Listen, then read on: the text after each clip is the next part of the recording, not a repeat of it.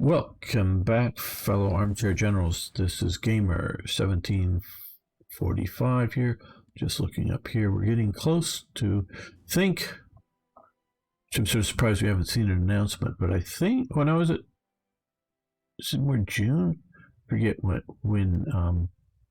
the Archduke get killed down here when he's visiting. What is it?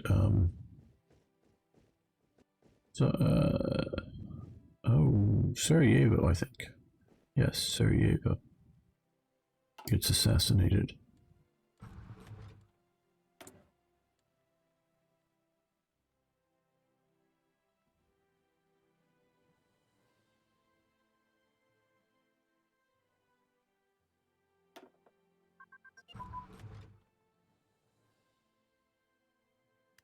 Okay, sure, Plunk. Well, we can do extensive.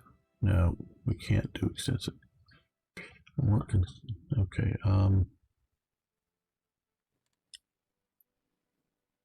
guess we're just going to let the political power build up so we can jump to it fast.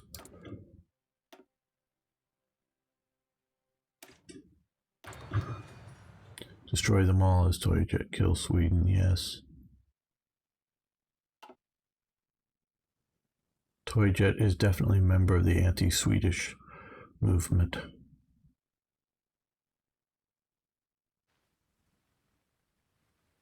Achtung!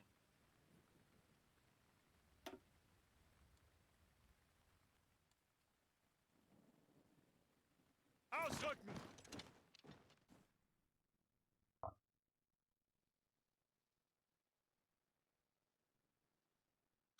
Well, if we're going to hold on... Thank you, very, very noisy cycle. On the Western Front and pursue my Eastern Front. First strategy here. And let's move over a bunch more divisions.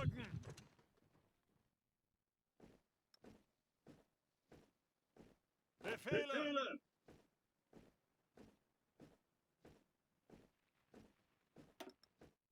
Reinforce the likely attack here into Ausrücken!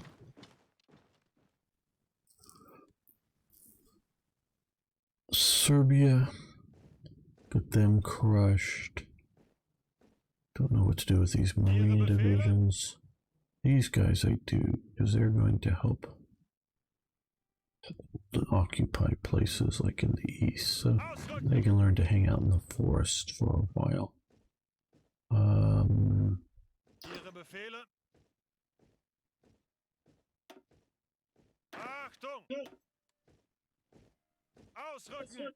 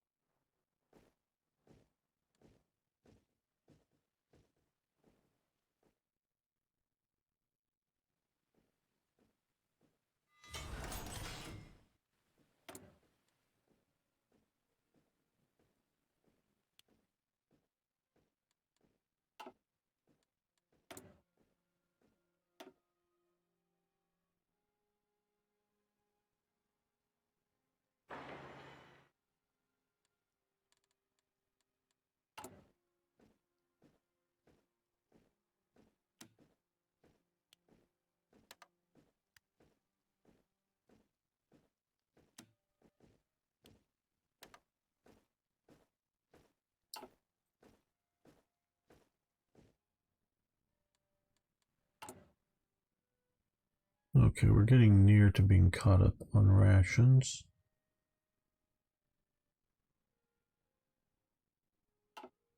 Or nearer. Good, okay. Political effort.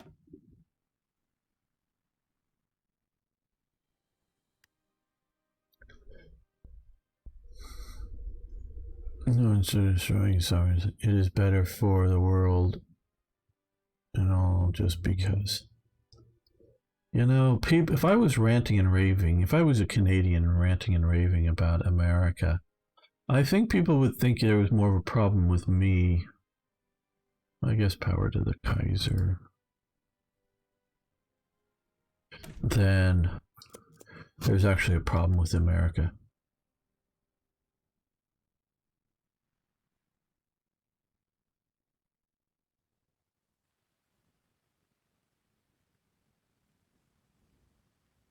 So I happen to think the problem may be more with you than with Sweden. You know, I just picture this little guy, about 2 feet tall, shaking his fists and just shouting up at this like 6 foot tall, rather strong guy, and the strong guy just looking down and going, I don't know what his problem is. You know, he's just like, yeah, I haven't messed with him in many, many years, but he's still just going bananas.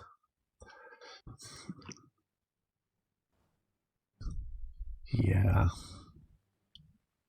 Bereit?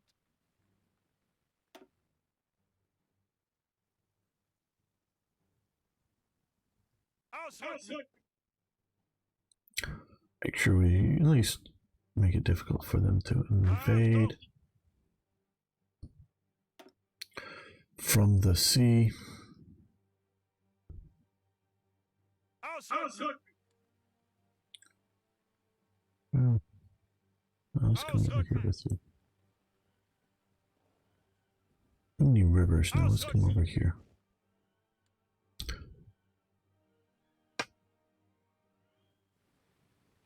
Angetreten!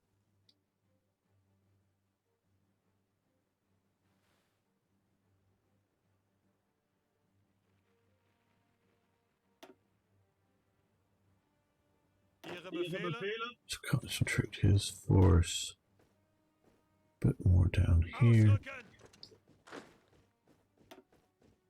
Oh, these are the occupation divisions. No, never mind. Yeah, they'll still be here. Yeah.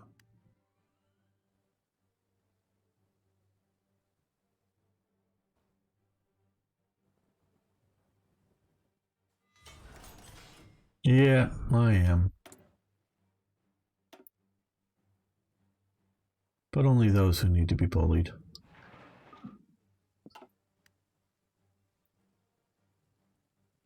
Yeah, we'll see what we can do. I'm not sure what a victory looks like. What does a victory look like here?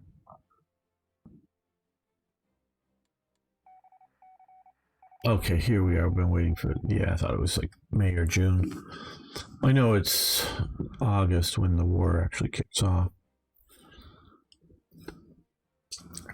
Today, on June 28th, 1914, Archduke Franz Ferdinand of Austria, heir to the Austro-Hungarian throne, and his wife were shot dead in Sarajevo by Gavrilo Princip, who was part of a terrorist organization, I believe called the Black Hand. Although the liberal-minded Franz Ferdinand is not overly mourned by the ultra-conservative Austrian government, Emperor Franz Joseph and the Austrian military leaders are said to be using his death as a convenient excuse to start pressing for a war with Serbia. Oh, wow. I really take exception to this.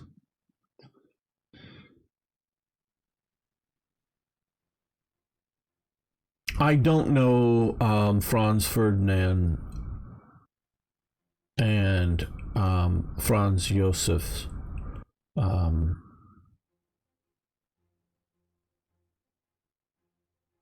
personal relationship, but my understanding he is he's the Archduke of Austria, basically like the Prince of Wales in England. He's the designated successor to the to Franz Joseph, the current very old emperor. That's my understanding of it. Again, I'm not a World War I expert here. Like I consider myself something of an expert on World War II. Not a know-it-all, but I'm constantly learning more. But still, oh, this to me, this is like having your Vice President of the United States, or the Prince of Wales in England, or similar personality assassinated. I don't know why my screen's flickering twice now. That's sort of weird. Hope everything's good for you guys. So it's like having that assassinated, and we can go, like in the U.S., I don't know that Dick Cheney or even Joe Biden or Mike Pence are very popular figures in U.S. politics. Dan Quayle, I remember he was more ridiculed than anything else. So some of these people aren't popular figures within the political parties, within the political systems. Somebody like Dick Cheney was never planning on running for president, but he is the designated, successor if something goes wrong with the president. And so having someone kill them, and there is, also know that he was, I'm not sure what that pistol is supposed to designate here, but they were given brand new high-tech Browning pistols. I think they were the 380s. What is it, 1910? There's several Browning pistols right in that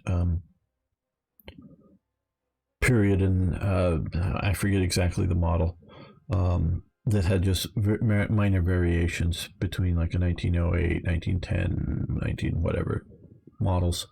But Browning single stack magazine autos, those are really high tech. Those are like pick out I don't know, even something newer like the FN57 or some sort of very modern pistol that you might think that you don't just pick up on the street somewhere for cheap, for nothing.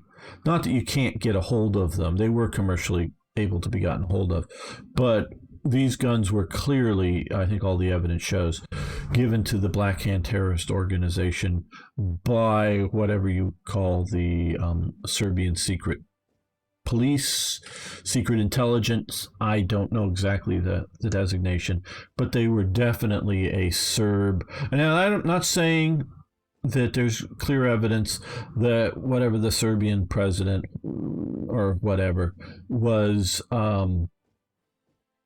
or king or whatever, was actually orchestrating this. It very well may be a intelligence op that is carried out without higher authority. Maybe. I don't know. This is what Serbia is, in my opinion, 90% to blame for the starting of World War I in this assassination attempt. I don't know what the conspirators were trying to achieve with this assassination. Now, they succeeded wildly by getting Super Serbia created, often called Yugoslavia, which was an artificial state that was only, and when I say artificial, it was only in existence because it was propped up by outside sources. It was propped up by outside sources when it was the Kingdom of Yugoslavia. And, if you have one military, the Serbian military, it was able to, shall we say, dominate the rest of the peoples of Yugoslavia because no significant power was willing or whatever, or able to support, send in weapons, whatever, the dissident elements within Yugoslavia, and that continues into the Cold War under Tito, meaning NATO isn't going to send in weapons because that trying to destabilize Yugoslavia could bring out a world war, a third or whatever you want to call it. In the interwar period, you have Romania doubling in size or more from World War One. Also, you have Italy growing in size by taking Trieste and Tyrol, as well as some other positions along the coast. So they don't want to disturb the situation either. And so, Austria and Hungary are beaten down, so they're not allowed to, because if they start acting up, they may get pounded on by bigger powers.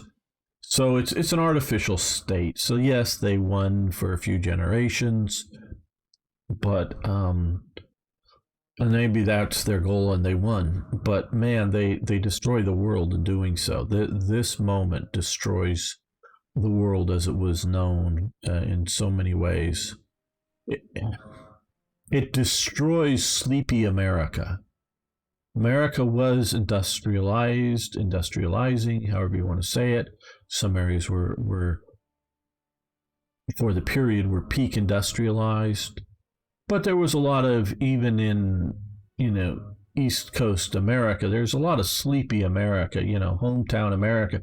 He doesn't want to, oh, weird things are happening in Sudan. Interesting story in the newspaper, but I don't care about it because that's way off, some other part of the world, and they don't want to be the world's policeman. They don't want to be any. They just want to be left alone. So it destroys that America. It doesn't destroy America, obviously, as in bombing or a revolution like we see in Russia or someplace like that. It's not that kind of destroying of America, but it's destroying, shall we say, sleepy America, and it destroys Spain, even though Spain is not in World War One, because of what happens before the Spanish Civil War even breaks out, in the collapse of the Spanish monarchy, the rise of the radical Republicans, we'll call them in Spain, because there's multiple factions there, and then the right counter reaction to it, just all destroys Spain. So just about the Ottoman Empire, yeah. Erdogan is trying to rebirth the Ottoman Empire, but it's destroyed in whatever he rebirths. He ain't getting Israel. He ain't getting the Saudi coast. He may be able to grow into northern Syria. He may be able to grow into some places, but he's not. If he tries to take the rest of Cyprus, even the British will do something about it. Though right now it seems like, particularly Germany's going, yeah, Greco-Turkish war, go for it, yay! Instead of coming down on Greece's side. So yeah, this one event destroys the world. Serbia is responsible for this destruction. Yes, the Habsburgs definitely had ambitions to move in on these weak states that had come about because of the collapse of the Ottoman Empire. That is true. Now, we also have another element of the reaction. So Austria, Franz Ferdinand is assassinated, and his wife. And he was for a Habsburg monarch, something of a liberal reformer. What that would have meant, I don't know. I corresponded with Otto Habsburg many, many years ago. He's obviously dead now. for something else, but so I read up on him a bit.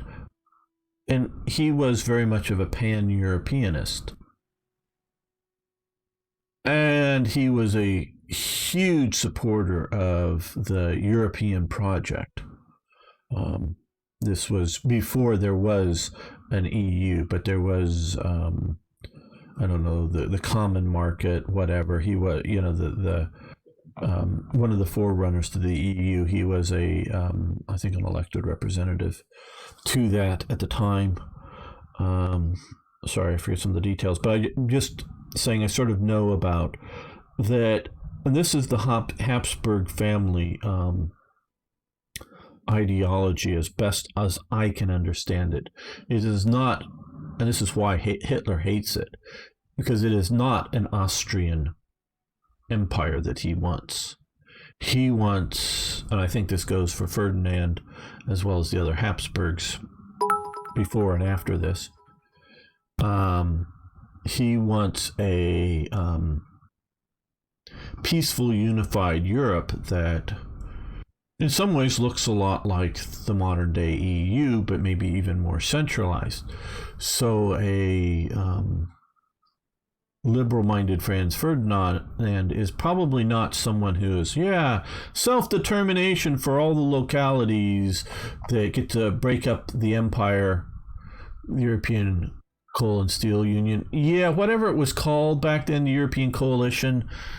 This was in the very early 90s. There was still no, the brief écu or whatever, that sort of brief currency that existed before they eliminated the stuff. So yeah, Franz Otto Habsburg was very much involved with that. And as an old gentleman, meaning it was a quick correspondence. I'm not trying to make very much of it, but meaning I'm aware of the family, and this idea continues on. And sure, they want to be, whether the ruling family or a person, a member of their family or members of their family, working towards this kind of ideology. I think the July ultimatum, Austria. Okay, I'll read that in just a moment. So no, I don't think Franz Ferdinand would want to, see his empire breaking up or anything like that. But like we already have Austro-Hungary, it very well could be like Bohemia or Czechia or whatever, the Austro-Hungary, Czech, Croat, etc., Ukrainian, what have the capital in Vienna, but have a sort of federal system that is which is not so liberal. He wanted instead of Austria-Hungary. But it's also Die Planky, how you doing here? And I'll also get to the other comment here that's a bit longer. I think it's also an idea of liberalization of. So it's not a break, and I want to be clear. I don't think he was for the breaking up of the Austro-Hungarian Empire at all. But I also think, and I'm not an expert on Franz Ferdinand, but I think the liberal-mindedness is also more democratic. Sorry, I'm Austrian. Oh no, that's fine. You're good. I'm understanding you. It's not breaking up the Austro-Hungarian Empire, but also maybe reducing aristocratic control within the empire, allowing more representation, somewhat democratic, within the empire, and maybe a little bit more liberalized social control. And you also need to realize this isn't the first killing of a member of the Habsburg family. I changed it to killing instead of assassination, because you have Maximilian not that long before. What what was it, the 1870s. He's killed in Mexico.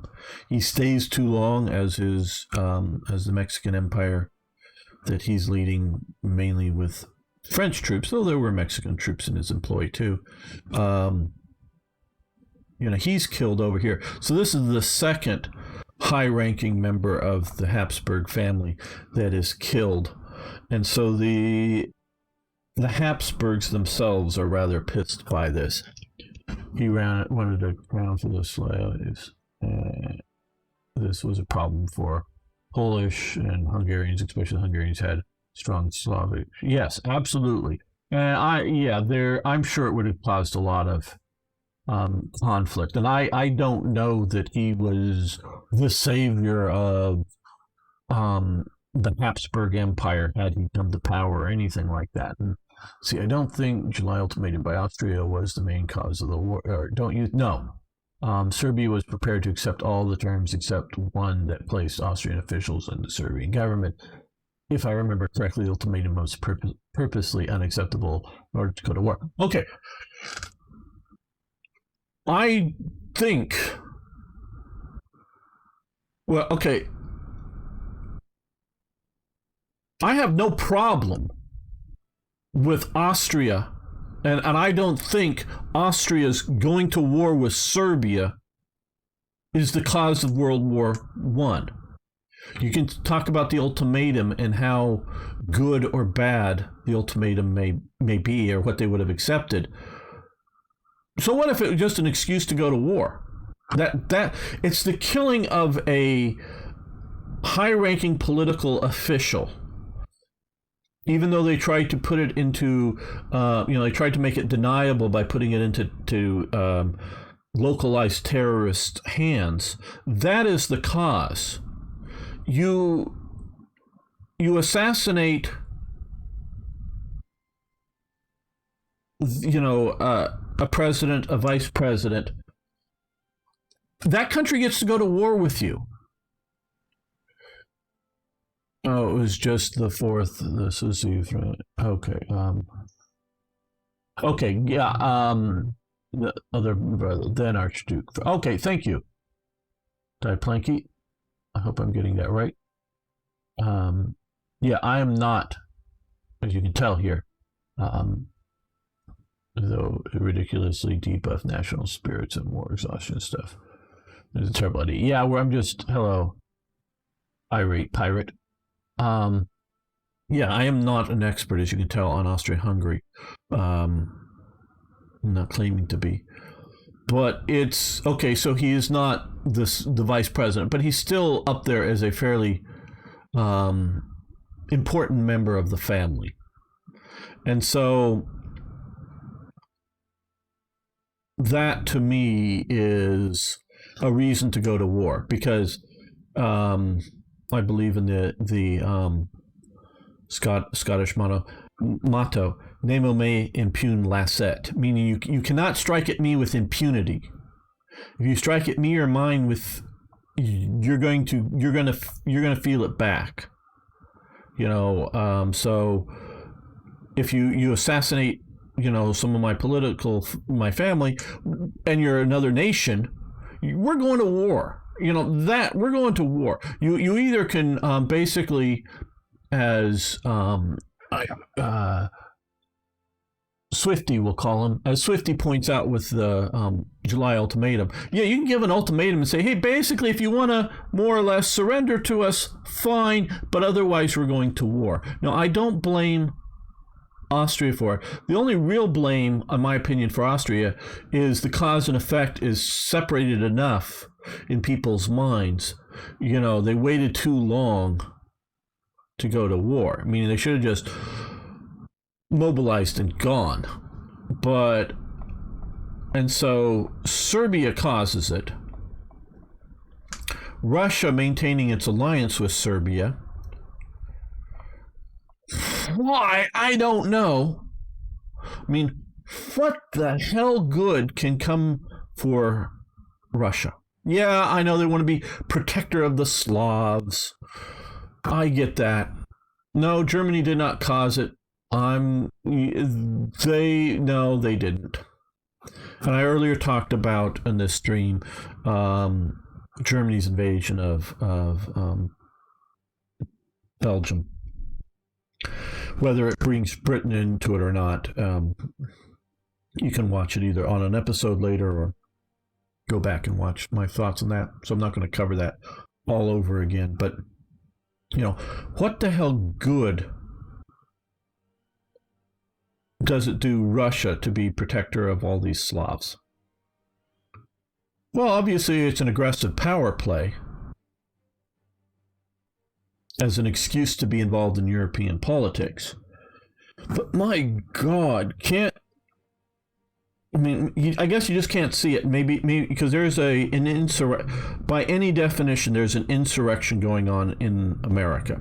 Now, 99% of Americans think, yeah, there's a few thousand, those that are paying attention, there's a few thousand radical lunatics that are killing people because there's been more than 30 people killed in these riots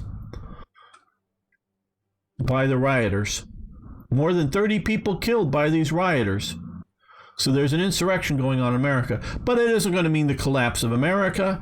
We're going to deal with it after the election. Trump will come in and put it down. He's just trying not to be too big of a bully while the election's going to happen. He's going to put it down and make it all good.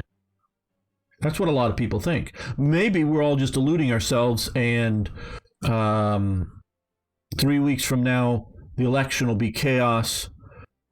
4 months from now, there'll be a new People's Republic in America.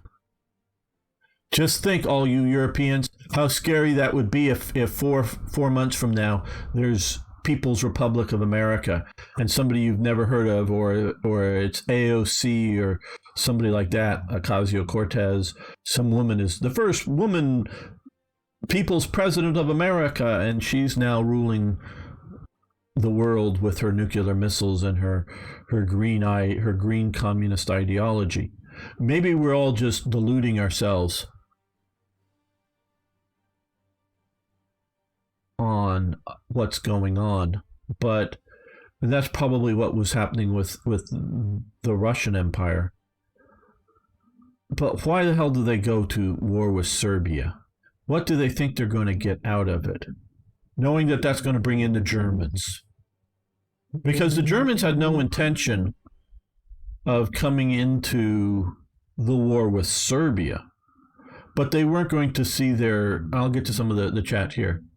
Hello, Suter.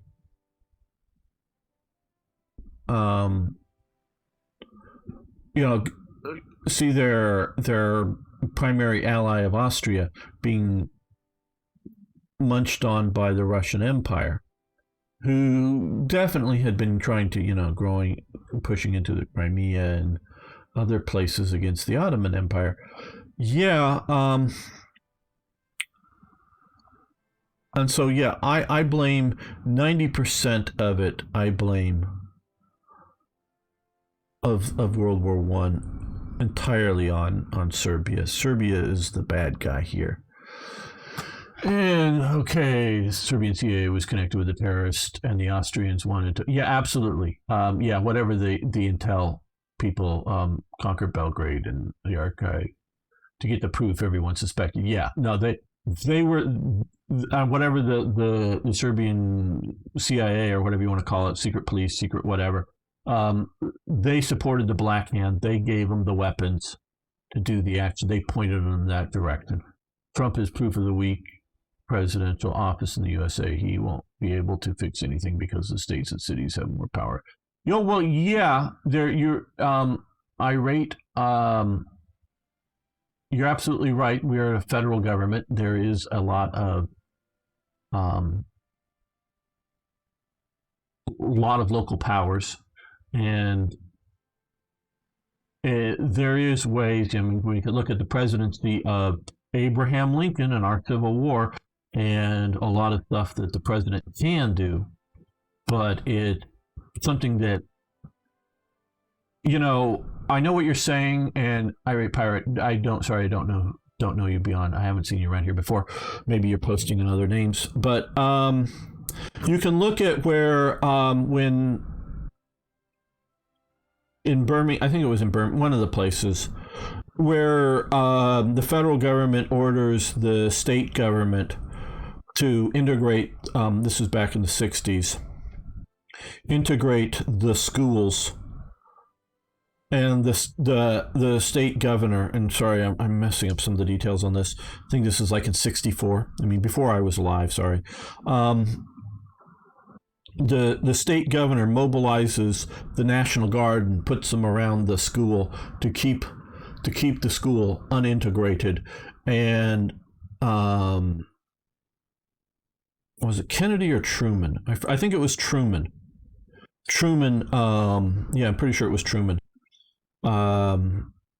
Truman just simply by his order, because they can call up any National Guard unit at any time they wish to. The federal government calls up to federal service that very same state National Guard unit, you know, I mean, because all National Guard units are organized state by state, into federal service, and uses those exact same troops to integrate the school. And you've like the famous picture of the little black girl going to school, being, you know, with a lot of, you know, with 100 or more National Guardsmen around the school. So Trump can mobilize the National Guard and put it under federal control. He just, you know, hasn't done it yet, but he could do it. So yeah, it's not quite. Yeah. So yes, and Toy Jet. Yes, maybe there's a revolution coming. I don't think there is. There's an insurrection going on. Absolutely, by any definition of the word. I'm not saying it's an insurrection that I think is likely to win, but it is happening. Now I could just be fooling myself, and they may win very soon. Kaiser Wilhelm said himself, "We have no troubles with Russia. It is stupid to get involved with this mess in Serbia." Yeah, and Kaiser Wilhelm had a state beneath him, including a true military complex that he did not control. That is very true. There was, but I do believe even the Kaiser wants to, you know, defend Austria. At least that's my understanding. July Kaiser just said, in all honesty, what a waste, all of the European civilization. Yeah, no, that's why I've been talking this whole stream about how the world is destroyed by this action. The world has known it. Lenin once said that there are decades where nothing happens, and then weeks where decades happen. Interesting quote. I didn't know. Hello, Brett. How you doing? Good to have you here.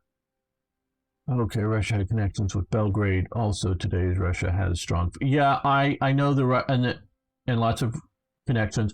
And I remember the sort of Russian intervention on behalf of Serbia during the breakup of Yugoslavia. I get all of that. But they were incapable of enforcing their will, and it caused the collapse of their society.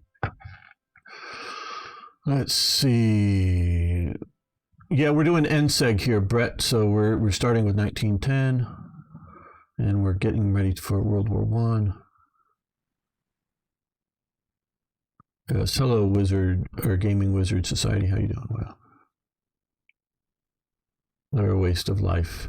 Yeah, well, politics are going on in the world in the next few decades, yeah. But there are parallels between now and then, and illustrations to be made.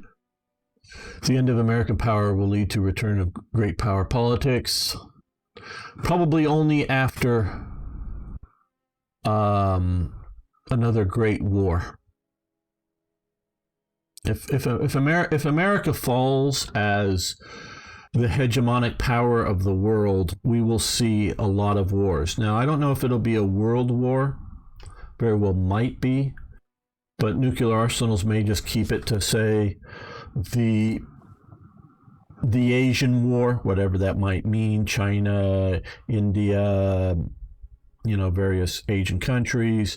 It would definitely be a new general war in Europe, and whether it's Putin or his successor or something, there would be definitely an attempt to revive the lost Russian Empire, whatever that might mean.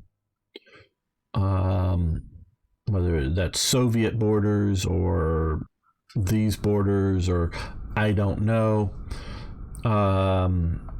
we would definitely see wars breaking out in Africa, in the Middle East, because not, all kinds of stuff. Yeah, we'd see wars breaking out.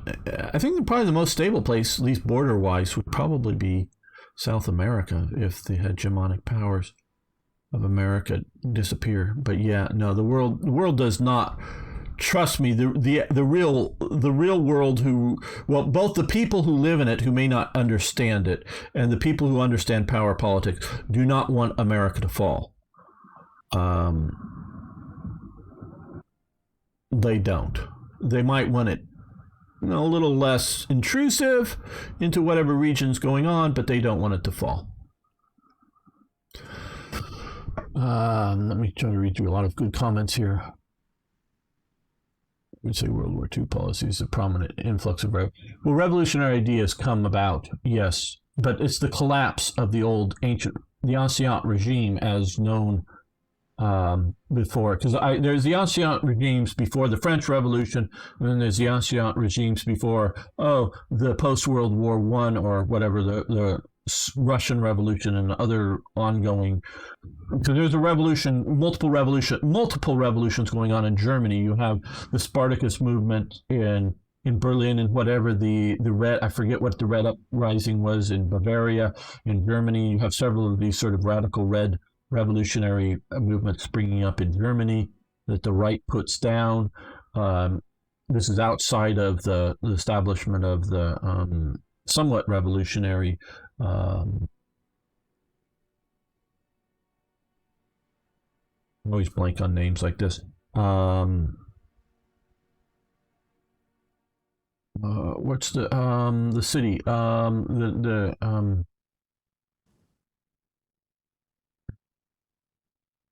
Germany interwar. What's it called? Somebody posted. Why do I blank on these things? I don't know. It's not. I'm forgetful. So I know what was Germany called during this period? Please, somebody figure it. I just need the trigger. The city name. No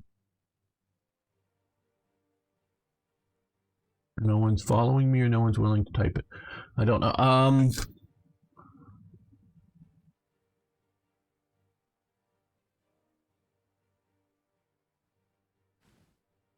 Boy, I hate doing this. Well, I'm going to do it because you guys aren't helping me out. You're just liking to laugh. Okay. Hey, thanks for following. I do appreciate that. Weimar, that's it. Weimar Republic, that's it. I know it. Yes, thank you. I need the trigger. My mind does this once in a while. Weimar Republic. Thank you. And so that in and of itself, compared to the Kaiser Reich, is a bit of a revolution, but it's mild compared to some of the other stuff. I'm still trying to catch up with all the chat. Great chat. All that was due to poor German post-Bismarck diplomatic policies. Chance for an Anglo. Yeah, there's definitely that. You should start the Gamer rants. This is the end of this episode, so I'm going to finish this rant. People are here to see the world. Yeah, I know, Brett. But we're talking. This is the end of the episode. We're just talking beyond gameplay. Biggest mistake was the mobilization of Russia. So Germany. Yeah. Weimar, thanks. Okay, yep. Germany does enjoy a massive force and being big marching bands. Yeah. No, Weimar, you guys got it. Thank you. Sorry. Thanks so much for all of it. Just because chat is slow doesn't mean you can't say we are unhelpful. No, you were helpful. Chat, very much. Thank you. It just took a moment. Yeah. So even Weimar is a bit of a revolutionary change for Germany. So the point is this world that we're looking at in June 1914 is on a cliff, about ready to go over it. And they don't realize it. They just don't realize it. And so we could be on one now. I don't think we are. I do not think we are. But warfare changes, fourth generational, fifth generational warfare. No, I can't define either of those terms for you, and I don't even. I'm sure somebody's written a definition of those terms, but they're definitely, using not just cyber warfare, as in like cyber attacks to bring down Google or something like that, but it's also just influencing actions of large groups of people or influencing actions of some lone actor with a gun to go in and shoot a president. Oh, that would never happen. All these actors, they're ranting and raving about Trump is just doesn't really mean much. An actor would never do that. John Wilkes Booth, one of the most popular actors in America at the time, assassinates Lincoln. So actors are by profession are probably the most likely, as a percentage of people in America who are or ever have been an actor, is the most likely profession to kill an American president. The Proud Tower is best depicting this time period. Okay, I do not know that. It's the ending of a golden age, yes. And I was talking about some of that at the very beginning of this stream. So I'm sort of wrapping this up here. And so, this is the moment, in my opinion, that collapses it. This is it. Everything else, I'm not saying that, and I talked about this, Germany invading Belgium doesn't give Germany some black marks. It does. There's a lot of people think that Britain would have come in anyway, so the war would have gotten bigger anyways. And it is quite likely that France would have come in on Russia's side, even if Germany did not mobilize and move against France. I think that is quite clear. So, it isn't Germany's fault for expanding the war. In the board game scene, know about Europe. This letter, I didn't know anything about it. Right. Oh yeah. Well, there is a whole lot of like you're saying, within the sort of military wargaming community, however you want to describe it, a lot of them do know a lot about Europe and its history. Trust me.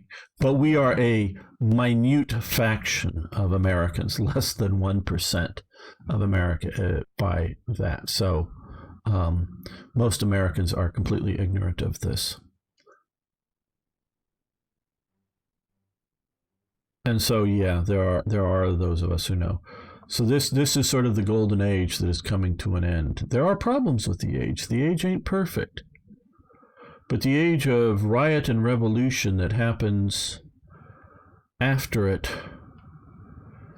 until the end of the Cold War, and then whatever we're this post-Cold War world, that there was thought to be a golden moment there, which it was nice for a moment under Clinton and the collapse of the Soviets, but that was just everything reorienting themselves.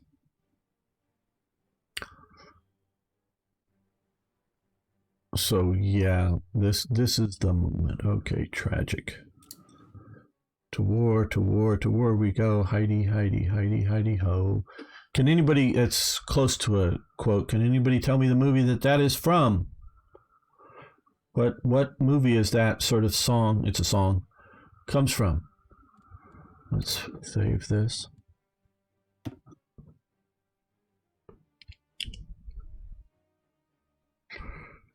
Let's make sure I know which one I'm saving this for. Hey Sam, how you doing? Anybody know the song, probably, or the movie that comes from? Giving you a moment.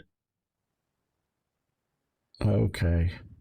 It's even before my time. A movie called Duck Soup.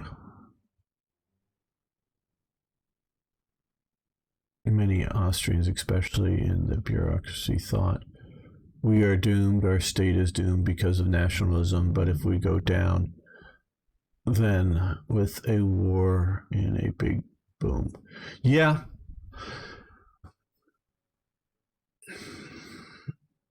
Now, there's some people believe that we now live in a post-nationalistic age because of the internet.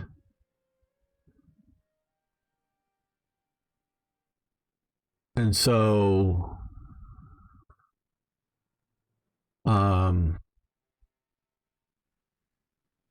I wonder if they could have lasted out. Because if you look at, all the people that voted to stay in the EU in Britain, and so that is what, 40% of voters or something in Britain. I mean, they lost by a decent percentage in the plebiscites, but and in the subsequent elections. But 40% of Britons are anti-nationalistic. They want to be a member of the EU, not be a member of their own nation state. And I don't know what how many Germans out there, and Angela Merkel is one of them, is an anti-nationalistic German. She and others want to create, USE, United States of Europe, in a post-nationalistic world. There are others that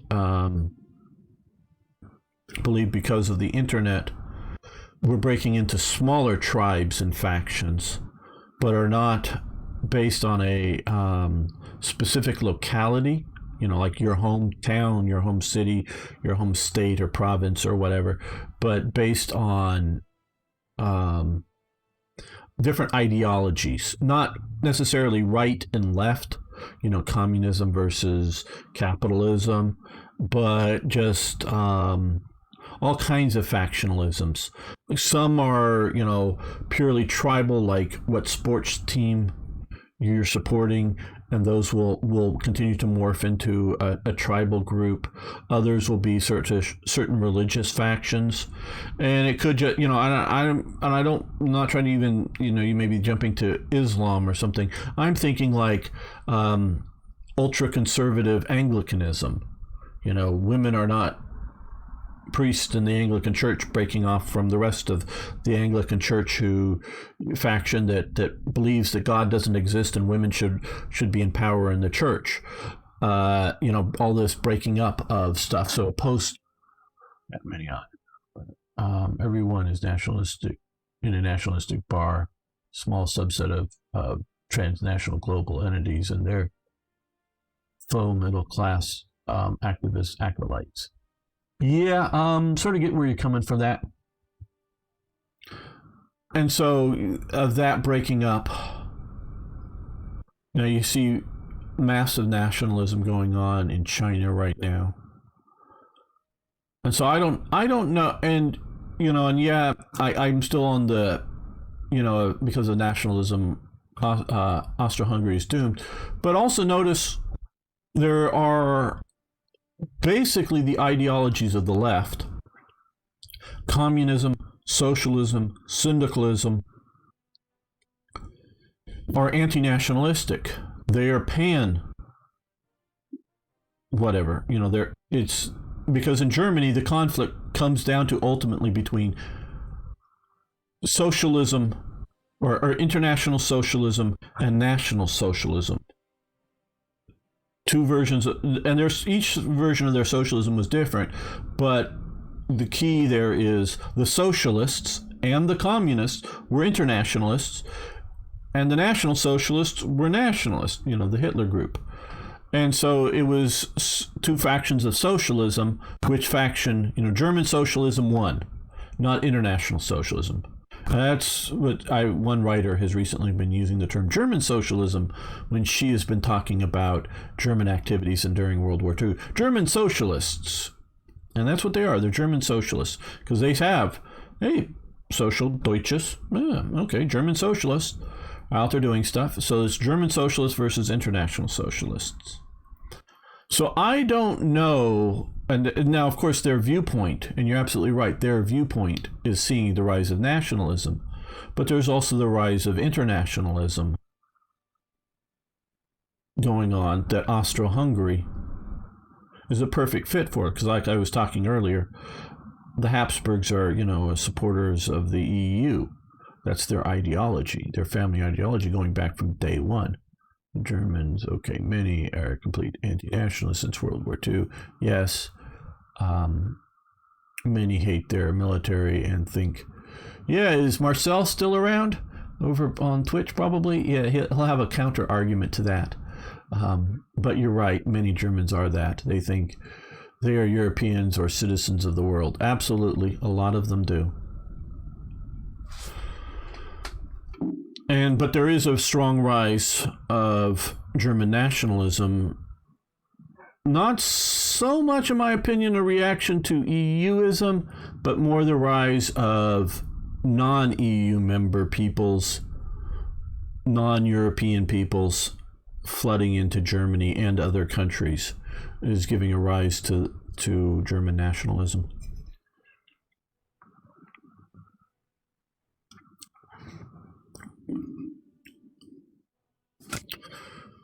Okay, well, we're going to end this episode. I know we got talking a lot about politics, but I think it was an important moment to talk about in history.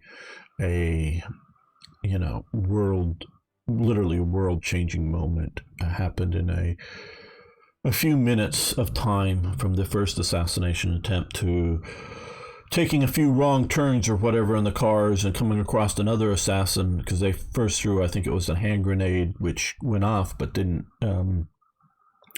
seriously kill anybody, to then, or the primary targets, to then later pistol shots. So the shots that killed the world.